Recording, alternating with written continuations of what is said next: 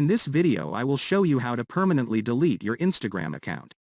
Deleting your Instagram account cannot be undone. A deleted Instagram account cannot be restored. When you delete your Instagram account, all of your data, including photos, followers, likes will be deleted for good. In the future, if you choose to sign up to Instagram again, you won't be able to use the same username again, nor will anyone else. Like with deactivating, an Instagram account can only be deleted through a web browser. To permanently delete your Instagram account, follow these simple steps. Open your phone browser and search for Delete Instagram Account. On Instagram Help Center, tap on How do I delete my Instagram account?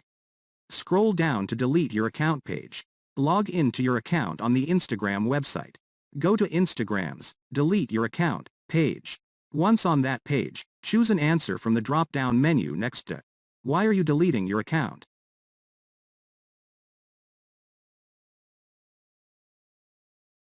Re-enter your password. Click Permanently delete my account. Once you delete your account, this action can't be undone. All your photos and account history, including followers, likes and comments, will be permanently removed. Thanks for watching this video. And don't forget to hit the like button below the video and share it with your friends.